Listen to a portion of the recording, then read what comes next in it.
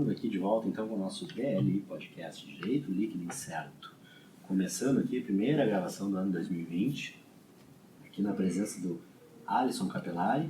Boa tarde a todos, boa noite, bom dia, não sei eu que horas vocês estão escutando. Para nós ainda, eu vou considerar boa tarde ainda, está o sol aqui pela janela que a gente ainda consegue ver. Sérgio não está ainda, ia retornar hoje, mas não voltou ainda, está se recuperando da viagem ao Belém do Pará. Seguindo aqui, lembrando da nossa rede social, Twitter, @DLI Podcast, agora também com um canal no YouTube.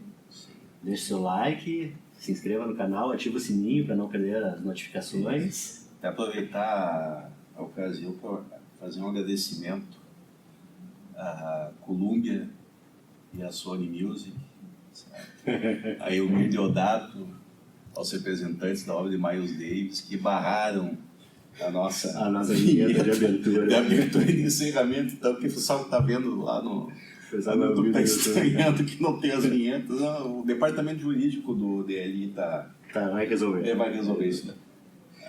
Então, hoje a gente tem aqui um grande convidado, como a gente antecipou no Twitter na semana passada, que a data de postagem normal do programa seria da quinta para sexta-feira da semana passada. Não conseguimos, mas acertamos a agenda com essa grande figura. Para quem ouve podcast aí, conhece bem, não precisa nem apresentar, mas é nosso amigo aqui, o Gabriel Divan. Opa! Eu vou apresentar mais como um dos participantes do Vira Casacas podcast, mas que também é doutor em Ciências Criminais na PUC, professor na Universidade de Passo Fundo. Mas agora virou, também é doutor e também ele, primeiro de tudo, ele é um dos vira-casacas, né? Um dos caras do vira-casacas. E claro que a gente faz a brincadeira aqui, mas com certeza o vira-casacas é uma das nossas referências quando a gente começou o podcast, né? Então, Gabriel, é muito bom ter aqui e até uma responsabilidade ter alguém com tanta experiência pegar a gente que eu acho que estou começando ainda, né? Não, olha, rapaziada, a responsabilidade é minha, porque, primeiro, vocês já estão fazendo essa história de anunciar que vai atrasar, porque vai ter um convidado meio diferente. As pessoas estavam esperando coisa muito melhor, com certeza. Segundo, por ser o primeiro programa de 2020, né, da nova era, mais um ano, né, que muitas coisas, né, algumas esquisitas nos esperam, sem dúvida nenhuma. Os loucos anos 20, não é? E essa nota triste também, né, que eu também estou na responsabilidade de substituir, nem que seja por meio minuto, Miles Davis, né?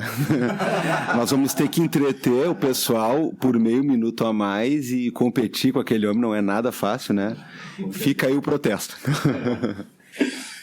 Então, Gabriel, a ideia até da gente conversar hoje aqui é tratar um pouco, eu acho que tem muito a ver com o que vocês fazem lá pelo Vira Casacas, mas a gente trazendo aqui para nossa praia, que é um pouco mais do direito mesmo, mais acadêmica, mas essa questão da política, da influência da política e do quanto uma conversa aqui que eu imagino que a gente possa tentar partir, o quanto a gente pode falar num direito sem falar em política, né? Ou quanto a gente obrigatoriamente vai ter que colocar da política no direito. Se a gente pegar a ideia de que o direito, uma das principais, no nosso sistema, a principal fonte do direito é a legislação, e o processo legislativo é eminentemente político, a gente fica num ponto meio complicado. Como é que a gente pode tratar o direito e ter uma ciência jurídica nesse caso? Olha, eu vou começar justamente colocando uma coisa que eu penso há muito tempo, que é uma coisa premente em uma discussão como essa, né? O direito ele foge de vários centros nucleares que dizem respeito a elementos que deveriam ser essenciais ou primordiais ou ter destaque, e ele realmente escapa deles, ficando só com dois, né? A própria questão da justiça, se você for pensar bem. Por quê? Quando a gente fala em ensino jurídico, em discussão jurídica, que você coloca, por exemplo, uma discussão sobre a justiça ou sobre um critério de justo, você pode perceber claramente que isso aí está colocado na aba daquilo que a gente vai chamar de isso aí é coisa atinente à filosofia do direito, quando muito a questão sociológica ou antropológica, né? E não é por outro motivo também que esses são os tipos de cadeiras, de disciplinas, de conteúdos que cada vez mais são escanteados, seja a nível de ensino básico, como querem fazer, quanto a nível de ensino acadêmico, de ensino de terceiro grau, dado o fato de que as faculdades estão muito mais instrumentalizadas para um direito enquanto ensino técnico, né? Até para a coisa acelerar do ponto de vista da pessoa conseguir a diplomação rápida, até para acelerar a formação, para preparar a pessoa para um mercado que eu chamaria de predatório. Então o cara pensa assim, quando é que numa faculdade de Direito se discute o justo ou a justiça ou esse tipo de critério que deveria ser o centro ao redor do qual as coisas gravitam? Você discute lá numa disciplina que é um pouco, né, jogada de lado, um pouco marginalizada, e a gente percebe que se não poderíamos ficar essencialmente falando só disso, porque direito também é técnica, também é instrumento, também é prática, também é cotidiano, a gente não poderia também abandonar essa discussão ao léu como a gente faz, né? Então o direito ele foge muitas vezes desse critério de justiça e você é capaz de fazer um curso inteiro sem discutir esse tipo de questão, né? E aí vem essa outra mirada, essa outra questão que é a da política. Vê bem, né? Como tu mesmo falava, o direito ele não é só tangencial à política. O direito ele é política, ele é inundado de política, ele faz política a partir, né, do que ele constrói. Ele é política na forma como ele é construído. E a gente percebe, por exemplo, que essa relação ruim, essa relação completamente inapta do direito e do próprio jurista com a política, ela passa muito por aquela ideia de como a gente aprende isso e como a gente localiza isso. A gente sempre localiza isso também de uma maneira muito ligeira, também de uma maneira pouco refletida, de uma maneira que, se você não quiser ir a fundo em relação a isso, você nunca mais estuda ou nunca mais trabalha. É disciplina de teoria geral do Estado, no primeiro semestre. E ela poderia ser uma disciplina magnífica, ela poderia ser uma disciplina muito rica, mas no fundo o que fica são algumas noções como, por exemplo, aquela ideia de tripartição dos poderes a partir do Tratado de Montesquieu, né?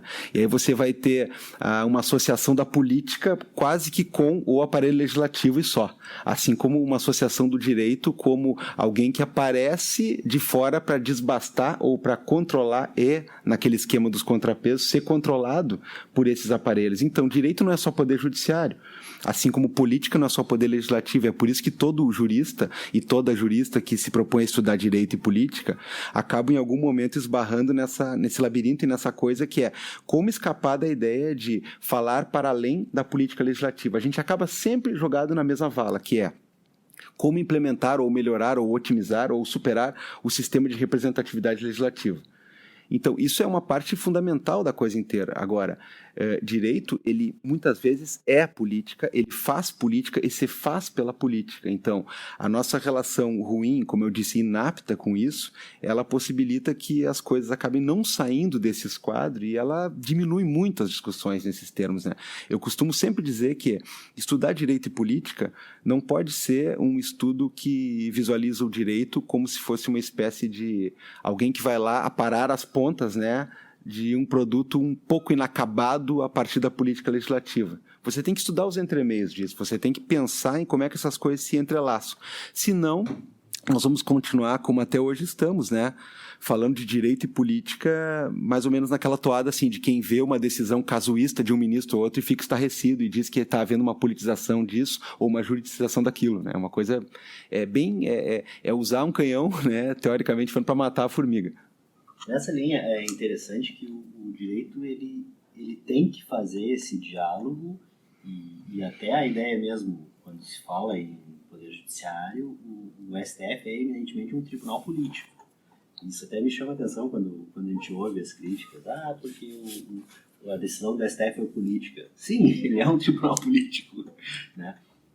Mas a própria essência do direito, a sua formação, ela vai depender muito de uma opção, de uma posição política para se desenvolver.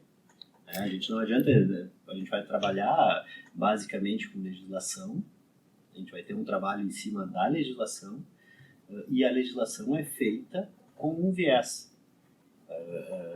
Eu fico pensando, e aqui jogando um pouco para a área que eu atuo e vejo um pouco mais, a gente tem alguns episódios, a gente fez acho que uns 3 ou 4 episódios falando em direito do trabalho, e a gente viu muito isso na reforma trabalhista, a questão de 3 anos atrás, né? Final de 2017, na verdade 2 anos, em que se muda efetivamente as bases do que se tinha de direito do trabalho, e até uma das grandes críticas é justamente que a ideia protetiva do trabalhador, do direito do trabalho, ela se perdeu em muito com a reforma trabalhista. E isso por uma questão eminentemente política, né? Uma ideia de que o Congresso, naquele momento, tinha uma orientação política diferente da anterior.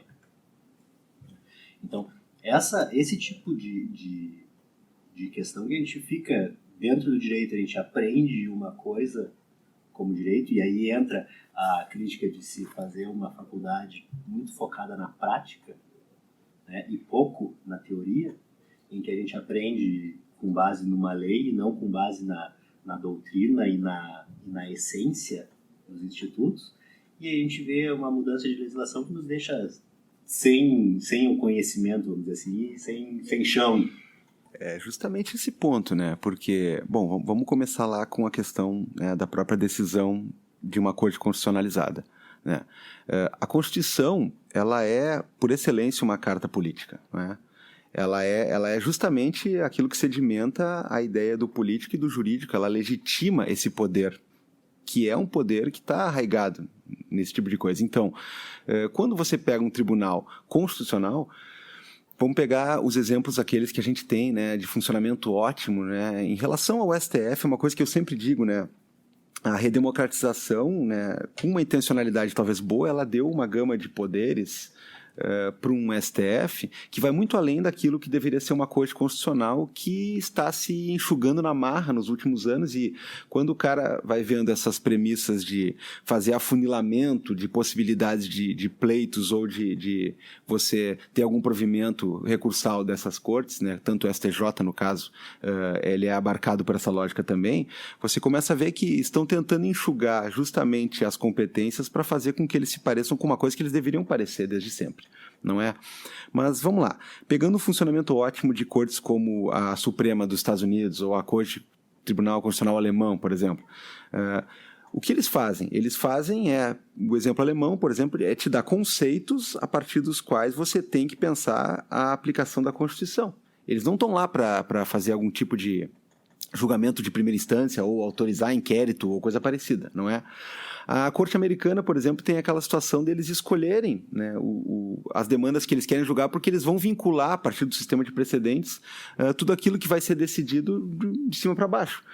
Então, quando o cara pensa nisso, eles estão dando conceitos constitucionais, eles estão doutrinando a partir de explicar o que deve ser pensado com esse termo ou com esse tipo de interpretação. Mas isso é política também. Tanto é verdade que todo mundo conhece essa discussão a respeito da composição da Corte Americana e fica todo mundo, né, alarmado quando vai mudar um presidente ou vai mudar alguma maioria, porque dependendo da escolha da sabatina, você vai ter um posicionamento que é assumido, inclusive, né? É maioria conservadora, é maioria liberal, é um cara mais voltado para a questão democrata ou republicana. Isso aí é política, na veia, no talo, sempre foi, né? Então, o STF, ele é um tribunal político, sim.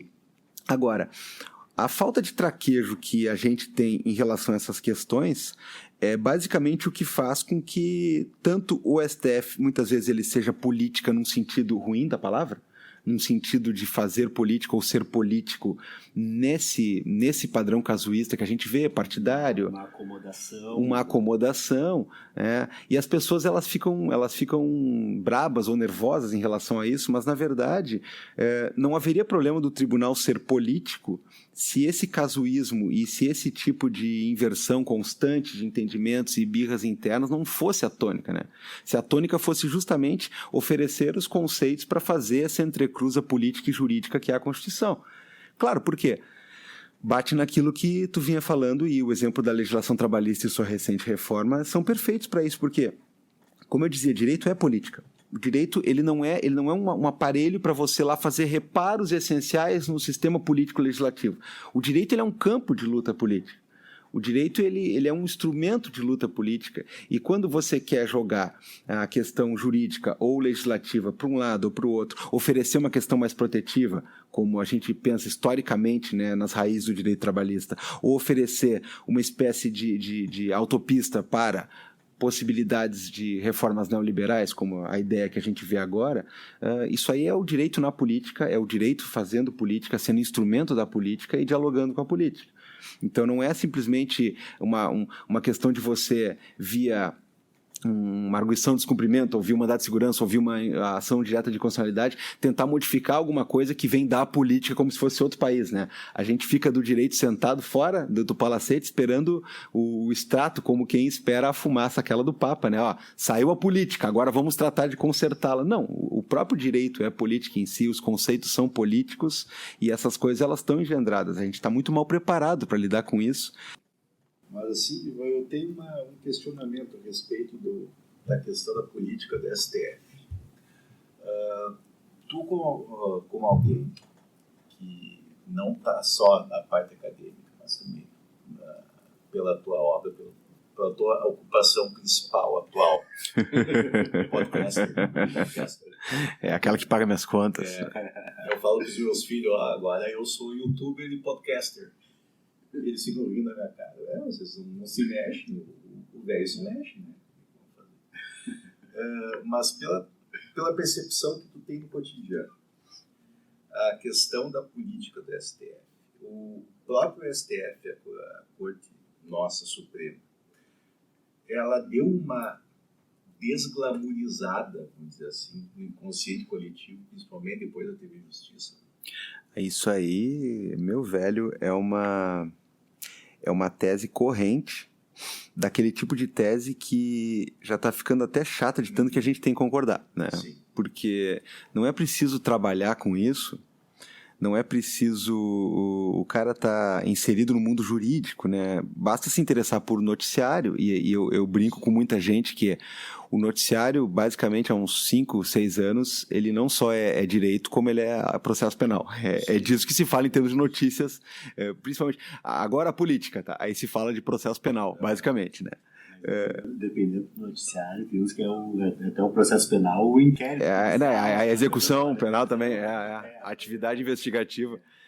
Mas é justamente isso, quer dizer, tem esse querido amigo meu, né, que é o Luiz Weber, que ele junto com o Felipe Recondo, escreveu agora ano passado aquele livro sobre funcionamento do STF, né, os 11, né, a dinâmica dos ministros e tudo.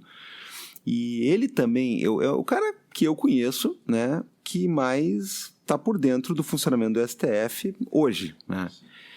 E olha, ele também compra essa tese.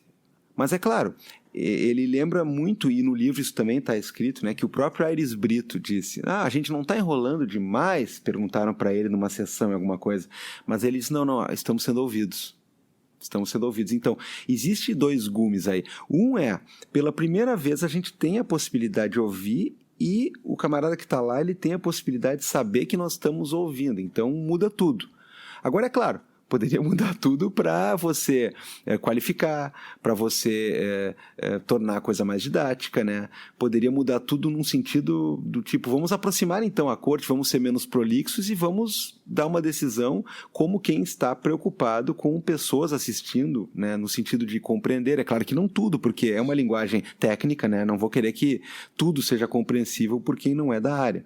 Mas vamos tentar aproximar, vamos tentar, de fato, tornar a coisa mais palatável e tornar a coisa mais transparente. Mas o termo que tu usou é perfeito, né? Ele desglamorizou, mas aí num sentido eu acho que um pouco baixo, né? A gente está atento muito mais a brigas, a uma série de picuinhas, uma série de problemas lá dentro que... Nossa! A gente... Joaquim Barbosa. Não, a gente adora ver essas coisas e esses termos utilizados, e quem é que não lembra? E vai ficar pra história isso aí, né? Tu dizer que alguém é uma mistura do mal com psicopatia, mal com atraso, né? É um xingamento bonito, É um né? xingamento digno, né? De alguém que tem, né? Tem toda uma formação, né? E, cara, mas tem outros inesquecíveis também, né? Quando um ministro diz pro outro cala a boca, e o cara diz cala a boca, não, que aqui não é o teus capanga lá, né? E estamos falando o mesmo envolvido nas duas. O mesmo envolvido nas duas histórias, né? Então veja bem.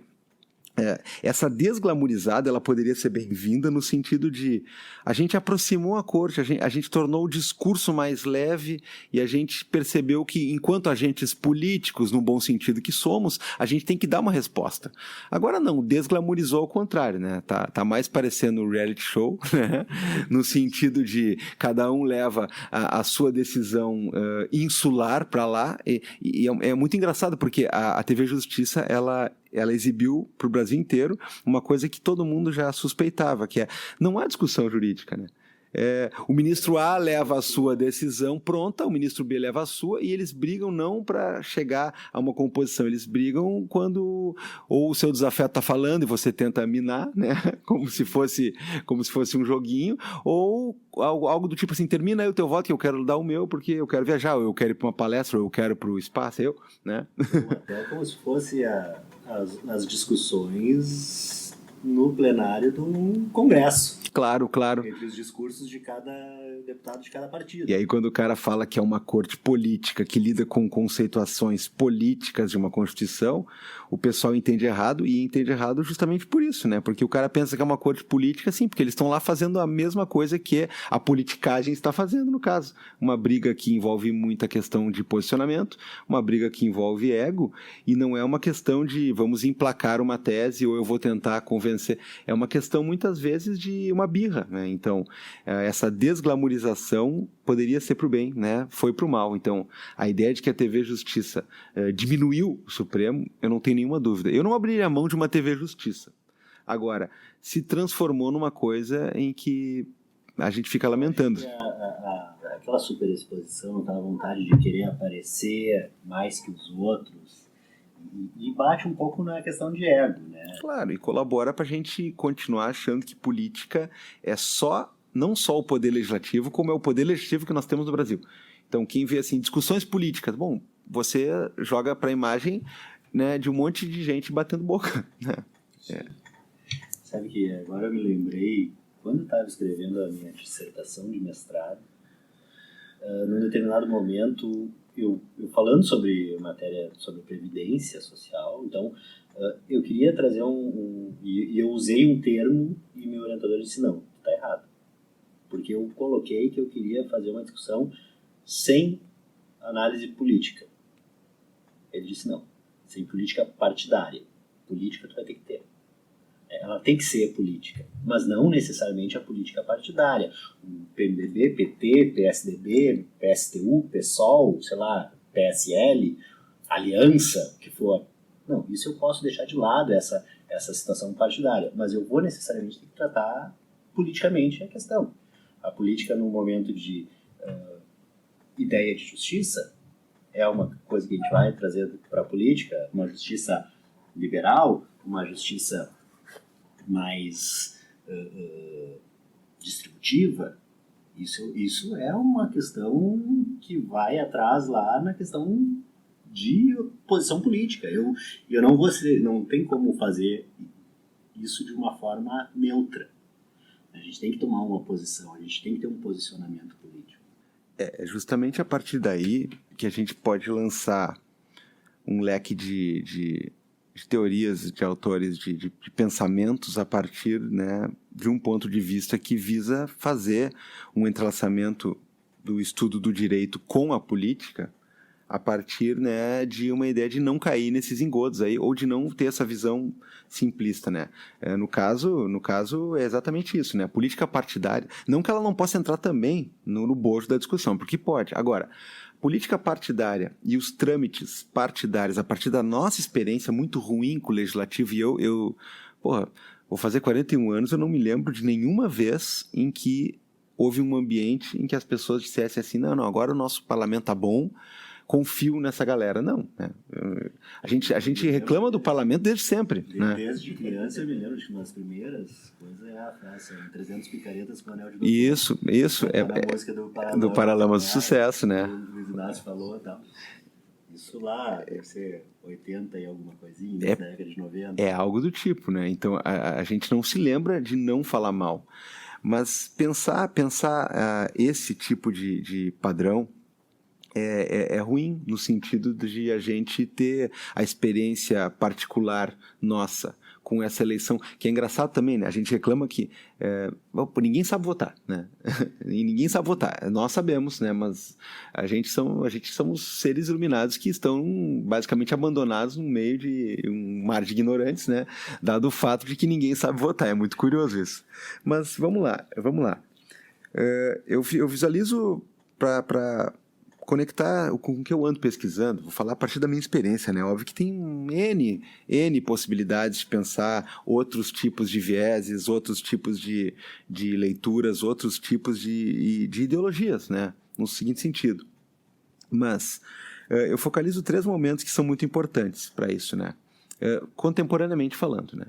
Se o cara pegar a crítica marxista mais clássica dessa relação direito e política, o cara vai chegar, por exemplo, à conclusão de que o direito como nós o conhecemos hoje, ele é superestrutural. No caso, ele é basicamente mais um elemento para possibilitar que o modo de produção e a lógica dentro da qual a gente vive, que é a capitalista, se perpetue. Então, para além de pensar em formações de normas ou formações jurídicas de outras eras da história da humanidade, né, a gente pensa o direito de modernidade para frente, o direito de Revolução Francesa para frente, muito mais como um estamento para possibilitar que a lógica liberal contratualista se mantenha rígida. Né? E aí vai vir, por exemplo, uma série de críticos que vão dizer assim, bom, então o negócio é fazer um direito socialista, um direito voltado para um outro padrão de conteúdo, um outro discurso por trás dele. E aí o cara pega lá, por exemplo, o Engels e o Kautsky, no socialismo jurídico, eles vão dizer, não, amigo, você não entendeu. O direito, ele é uma arma, mas não uma arma que está à disposição de todo mundo. Ele é uma arma a favor dessa sistemática. Então, não vai existir socialismo jurídico. Isso aí, lá, né, primórdios, né, você tá falando desse tipo de constatação. Não vou dizer que eu concordo 100% e vou dizer que não haja nenhuma possibilidade de uso do estamento jurídico, mas a gente tem que partir de uma ideia, é por isso que ela é uma ruptura interessante, ela rompe ao meio a cabeça quando você percebe que o direito é um campo de luta, mas não é um campo de luta francamente disponível para todo mundo. Né? Ele está a serviço e ele está coligado com algumas coisas. Depois, dando um salto bem grande, mas que é outro momento que eu visualizo como interessante, é você ir pegar lá nos anos 90, início dos anos 2000, e estudar a ideia como, por exemplo, de um autor como o George Agamben, né? A visão que ele vai ter do estado de exceção a partir dos seus estudos, a partir da configuração que ele quer dar, né, para a coisa. E veja bem, não é um estudo jurídico no sentido de um jurista padronizado tentando resolver um problema, não. É um estudo de quem vem da filosofia política. E aí ele não foi ele que inventou, obviamente, né, mas ele popularizou, e principalmente no Brasil popularizou demais, em que pese um tanto quanto erradamente, né, a leitura que foi feita dele, essa ideia de que você tem essa estrutura de exceção, essa estrutura de poder político e decisão soberana, que tem que ser conflagradamente vista como maior ou até mesmo, né, como algo que sobrepuja o direito. E aí, novamente, uma série de juristas críticos e até mesmo de constitucionalistas mais críticos entendeu errado, talvez porque nós do direito nós temos essa coisa meio narcísica, né? Dizem que o Narciso, né, ele acha feio tudo que não é espelho, a gente acha feio tudo que não é direito, tudo que não é processo, tudo que não é constituição, e aí o camarada vai lá e me diz o seguinte, não, Então, veja bem, o estado de exceção está aí mesmo, né? Você lê o Agamben como uma espécie de inventário de coisas horríveis que são dedutíveis ou são resolvíveis juridicamente. E é justamente o contrário. Ele não está dizendo que a receita para combater o estado de exceção é mais e melhor direito. Ele está justamente dizendo que essa lógica de decisão soberana que institui a exceção quando quer, né? Ela não precisa necessariamente se pautar ou obedecer o âmbito jurídico. Ela está com ele, ela está dentro dele e ela condiciona ele muitas vezes. Então, não há remédio digamos assim, de constitucionalidade ou de juridiquês que dê conta desse tipo de coisa. Então, isso é um segundo momento, eu digo lido errado justamente por isso, né? Porque é como se ele estivesse oferecendo uma série de problemas que, com uma melhor ou maior implementação do direito, a gente pudesse resolver. E a gente não vai resolver nesse sentido. E aí, né, eu coloco um terceiro momento, e veja bem, não há uma linha necessária entre esses três momentos, ou entre esses autores. Entre o segundo e os que eu vou falar agora, talvez haja, porque eles vêm de uma mesma matriz, guardadas algumas proporções. Mas um terceiro momento que eu situo de importante, né, na minha trajetória recente para essas pesquisas é você estudar esses autores e essas teses que falam dessa racionalidade neoliberal, que falam dessa lógica de poderes e da forma como eles são exercidos, que escapa muito, muito, muito daquela nossa antiga ideia de soberania estatal e de uso do direito para resolução ou para antídoto, né? Eu posso citar 4 pessoas, né, que têm ocupado bastante, né, o meu pensamento e que têm me dado trabalho, né, são 2 duplinhas, né, o Michael Hart e o Antônio Negri, que principalmente desde os anos 90, quando vão pensando o Império e todas as obras que são decorrentes, né, dessa matriz, estão pensando nesse tipo de exercício de poder que não é um poder calcado naquilo que a gente conhece como legitimidade, né, naquilo que a gente aprendeu que legitima os poderes políticos, inclusive, e o Pierre Dardot e Christian Laval, né, que têm pensado justamente essas questões a partir da racionalidade neoliberal e como é que isso aí move o mundo atualmente, como é que isso aí é necessariamente o que dá as cartas. E são autores que eles se entrelaçam em muitos aspectos, eles são todos herdeiros de um Foucault mais tardio, né? A gente tem principalmente quem é da área penal, a gente tem aquela impressão do Foucault muito ligado àqueles estudos da disciplina dentro dos parâmetros, sei lá, do vigiar e punir, né? Da forma como isso aí está engendrado com o conceito prisional e tudo mais, da Revolução Industrial em diante, mas esses autores eles são herdeiros de um Foucault mais tardio, de um Foucault que está pensando o poder disciplinar, mas num sentido já como governamentalidade, que está pensando essa lógica do neoliberalismo como essa racionalidade que vai perpassar essas estratégias, e é sempre importante dizer, né, não é o Foucault um cara que está identificando onde está e quem são os 5 ou 6 chefes que estão orientando toda, né, o plano macabro. Não, a governança neoliberal ela é uma estratégia sem estrategista, né? Então, você vai ter esse tipo de lógica. É claro que vai ter gente que vai surfar nessa onda, que vai exercer, né, esse poder por estar em posicionamentos ótimos. É óbvio que vai haver beneficiados e vai haver pessoas prejudicadas, mas esses autores eles vão pensar como é que essas lógicas elas estão, inclusive, nos usando enquanto capital. Então, pensar capitalismo hoje, por exemplo, não é só fazer aquela crítica, né, da luta de classe no sentido mais literal possível. Ela também existe, ela tem que existir ainda, essa crítica. Mas nós estamos pensando justamente como é que essas coisas se entrelaçam a partir de uma governança ou a partir de uma lógica que está permeando todas as nossas relações e como não podia deixar de ser o direito. Então, esses autores eles tangenciam o direito de uma maneira muito interessante porque eles não estão pensando desde o direito para resolver o problemas, eles estão mostrando como é que essas coisas elas interpenetram o direito também. No caso do Dardot e do Laval, né, numa das obras mais recentes, que é o Comum, eles estão quase que implorando, né, não vou dizer todas as páginas, mas a cada momento eles estão implorando para um diálogo jurídico, para a gente pensar também um direito a partir disso. Mesma coisa com o bem-estar comum do Hart e do Negri. Eles estão pensando essas lógicas e tentando construir também um direito a partir dessa teoria política e a partir dessa visão que eles têm. Então, o direito que a gente tem não serve para nos livrar desse pepino aí. A gente tem que construir uma nova política, a gente tem que construir uma nova forma de viver a vida, porque é isso que a racionalidade neoliberal, é isso que o império captura. E óbvio que nesse interim temos que construir um novo direito também. Então são coisas interessantes para se pensar, justamente naquela ideia de não ficar atrelado à mesma falha, que é achar que um bom direito ou um bom aplicador do direito vai usar o direito para o bem e vai nos salvar, porque não vai. Não sei se eu vou viajar um pouco na história aqui, mas ouvindo um pouco enquanto tu estava falando, comecei a pensar numa outra situação. A gente está falando muito em política, e a nossa ideia política ainda hoje ela tem um limite até então de Estado, de soberania. E aí, quando tu está falando dessa lógica do capital, ela está desvirtuando isso e trazendo para grandes conglomerados globais esse poder. Né? A gente vê aí um grande exemplo, acho que um grande exemplo do Facebook, um Uber que chega em qualquer cidade, apresenta o seu modelo de negócio. Se a cidade não quiser, ele sai e vai haver reclamação.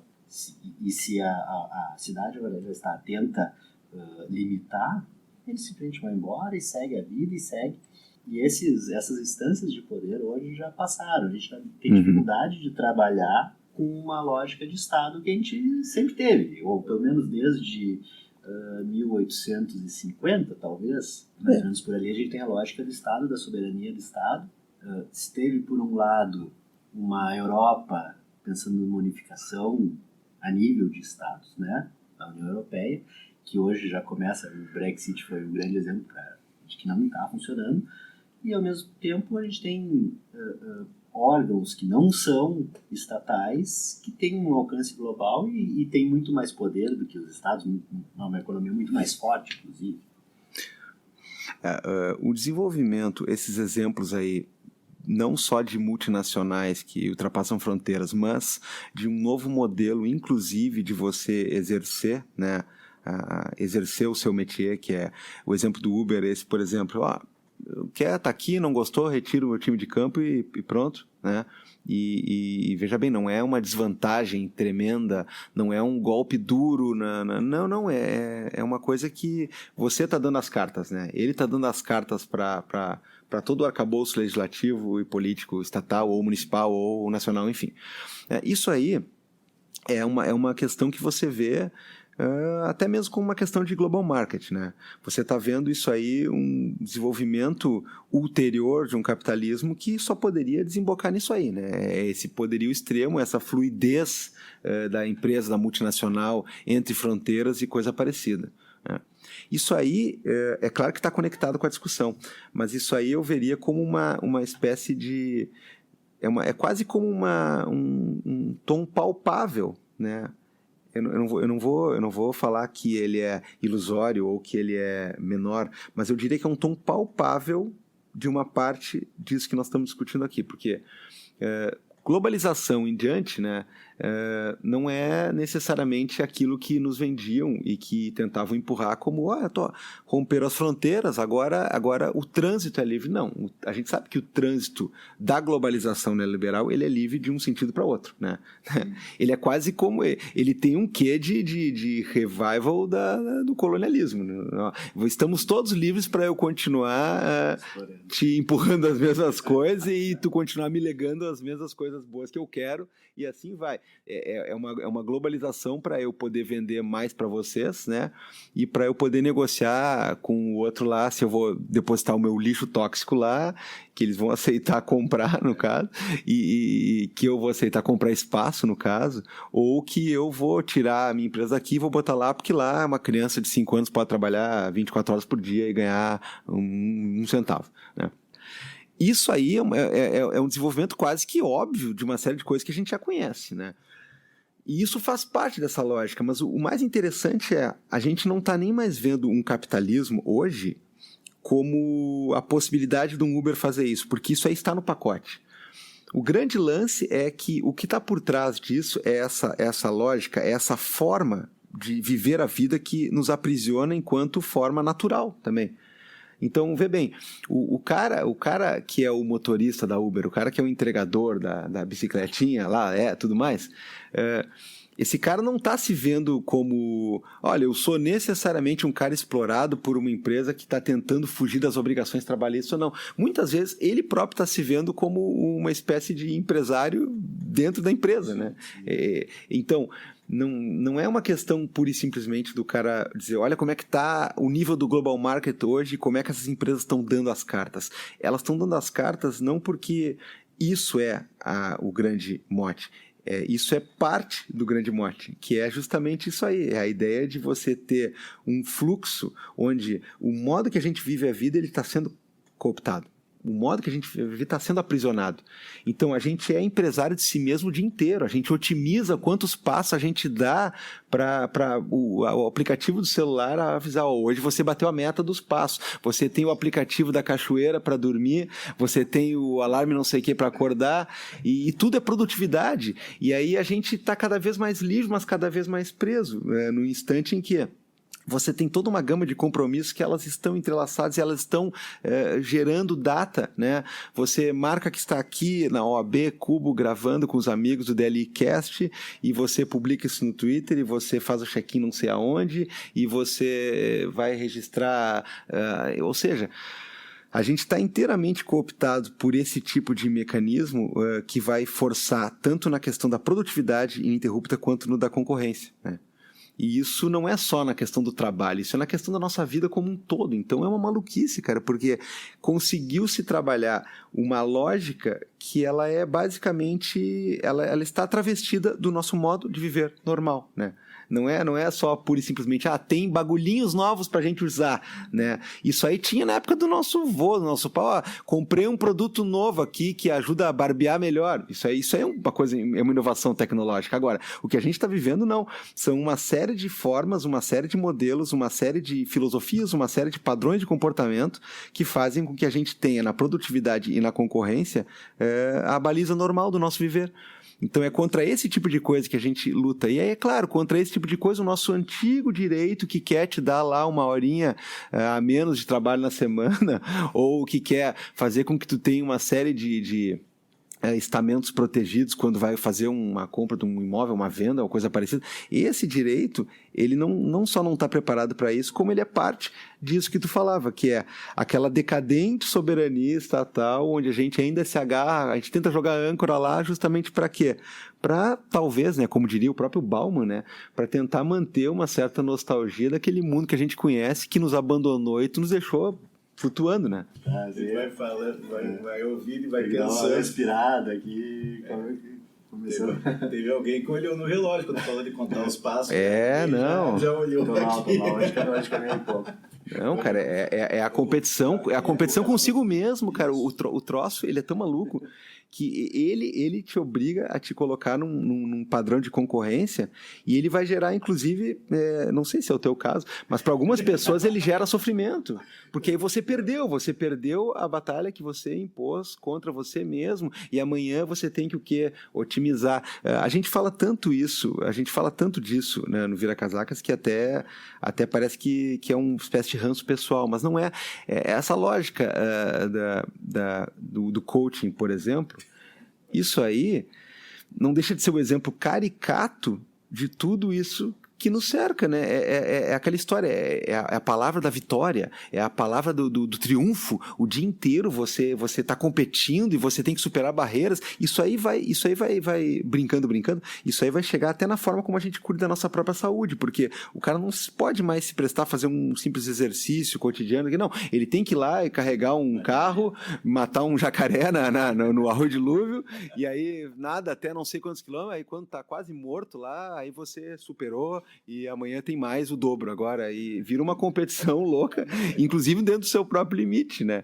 Então a gente tem um direito que está muito, muito trabalhado na lógica da soberania antiga, e ele está até agora tentando correr atrás. O direito sempre está atrasado, né? Ele está sempre tentando regular coisas. O direito já é Ele é o atraso, né? Porque ele tenta regular como a sociedade vai funcionar a partir de coisas que aconteceram e inspiraram ele a regrar. Então, ele começa a corrida atrás. Ele começou atrás.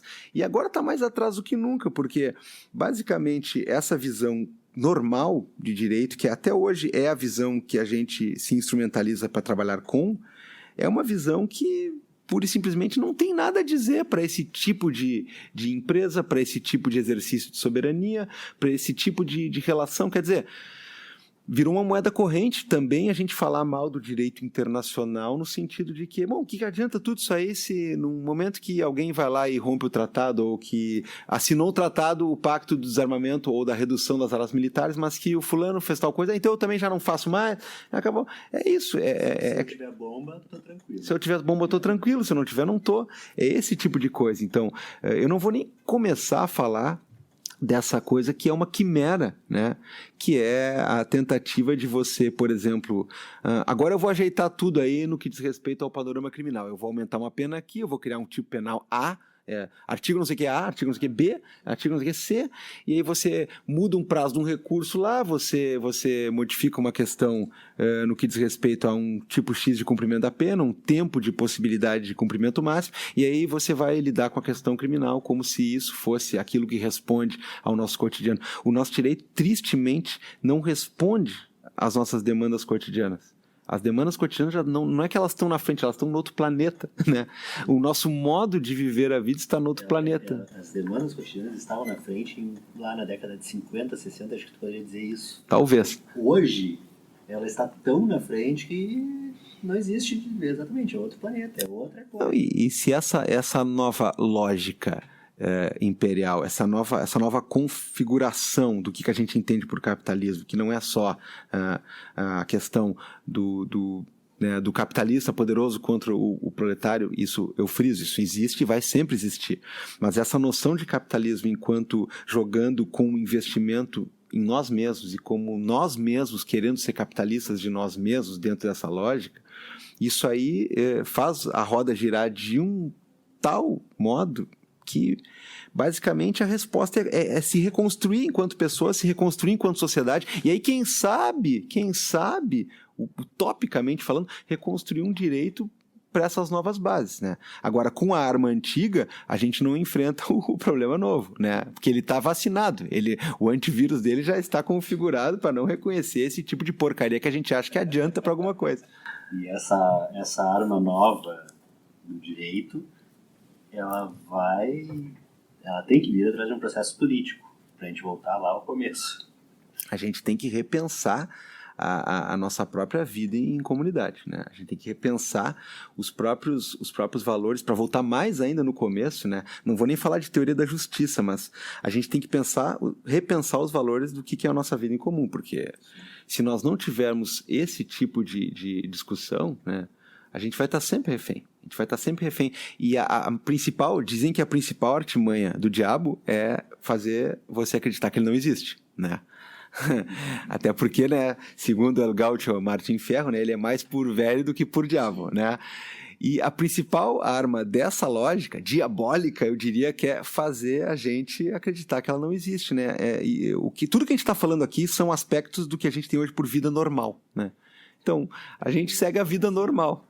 Isso aí, eu acho que um exemplo clássico é quando a gente pegava lá o 1984 para ler, a gente via aquela coisa do Big Brother e achava, que absurdo. Hoje todo mundo tem um Big Brother no seu bolso e acha bom. E aí que tá, né? Tanto a tecnologia para a gente ser orwelliano já existe, já está em pleno vapor, quanto aquelas duas distopias que eles sempre comparam, né? É o Orwell e o Aldous Huxley, né? A gente tem um pouco dos dois, porque na distopia do Huxley, as pessoas, elas estavam perfeitamente inseridas de propósito nessa lógica, né? Na distopia do Orwell havia aquela vigilância que alienava as pessoas. Então, é um mix dos dois. Tanto você quer se expor a isso, você quer gerar esse conteúdo, você quer ser parte disso aí, quanto existe também esse grau perverso aí de vigilância e tudo mais. A gente tá bem encrencado. A conversa é muito boa, até, mas até também está se estendendo. Pode continuar isso horas e horas e horas. Nossa. Aí vai ter que sair Mas daqui e vai continuar. A ideia, vamos encerrando, hoje vou dizer assim, mais uma vez, uma aula no podcast, pelo menos para mim. Não sei que o pessoal vai ouvir, mas eu considerei aqui como uma aula. Aprendi muito e ficou muito bacana. Agradeço muito, Gabriel, muito legal. E lembrando pro pessoal, @DLI Podcast, vai estar nossa fotinho com o pôr do sol bonito aqui na OABCU. Nosso canal no YouTube, então vamos ter episódios também no YouTube, sem as vinhetas, como o Márcio já explicou. Vou cantar alguma coisa. Vamos cantar, vamos fazer uma...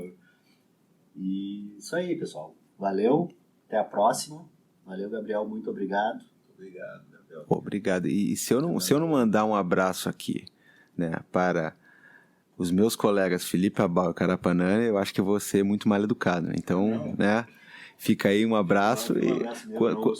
Quando o cara é convidado para falar nos podcasts, o cara já tá importante, né? Então, né, eu agradeço muito o espaço aí, né? Espero não ter ocupado o tempo de vocês com abobrinhas e espero que os ouvintes gostem também, né? Relevem algum tipo de bobagem que o cara fala. Eu tô entre amigos aqui, é muito agradável. Então o cara vai falando. Daqui a pouco, né? Nem né? Não temos cerveja. Nossa. Então, vai ser longo. Certo, então. Tá, pessoal, valeu. Até mais. Obrigado.